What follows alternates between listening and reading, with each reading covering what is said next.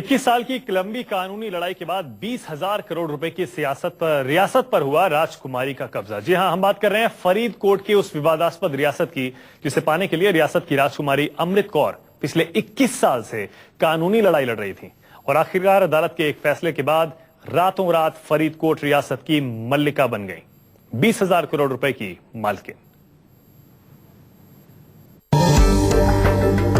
20,000 करोड़ की संपत्ति, 21 साल लंबा प्रॉपर्टी विवाद,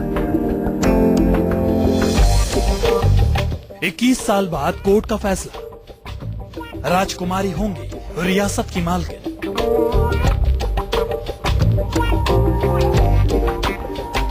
जी हां, 21 साल की लंबी कानूनी लड़ाई के बाद चंडीगढ़ कोर्ट ने फैसला सुनाया है कि फरीदकोट सियासत के अंतर्गत आने वाली 20,000 करोड़ रुपए की प्रॉपर्टी की मालकिन होंगी फरीदकोट के राजा सर हरिंदर सिंह बरार की बेटी अमृत कौर और बेटी दीपेंद्र कौर।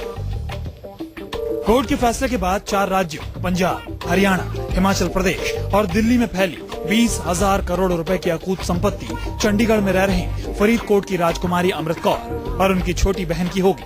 फरीदकोट रियासत की संपत्ति में शामिल है 14 एकड़ में फैला फरीदकोट राजमहल, 10 एकड़ में फैला फरीदकोट का किला मुबारक, 4 एकड़ में फैला चंडीगढ़ में मनी माजरा किला, शिमला का फरीदकोट हाउस और 260 बीघा जमीन।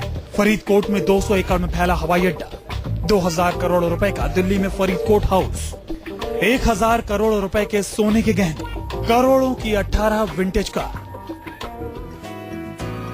तस्वीरों में दिख रहे तमाम महल, तमाम बंगले और ये जमीन जायदाद चंडीगढ़ कोर्ट के फैसले के बाद अब राजकुमारी के नाम हो जाएगी, जिसकी कीमत 100, 200 या 500 करोड़ नहीं बल्कि पूरे 2,000 करोड़ रुपए है।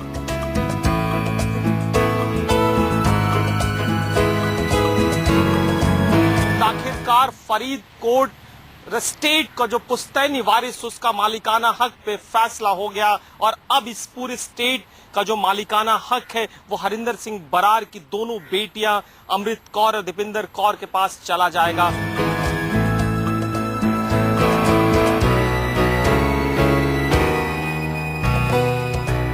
राजकुमारी अमृत कौर के पिता हरिंदर सिंह बरार फरीदकोट रियासत के आखिरी शासक थे।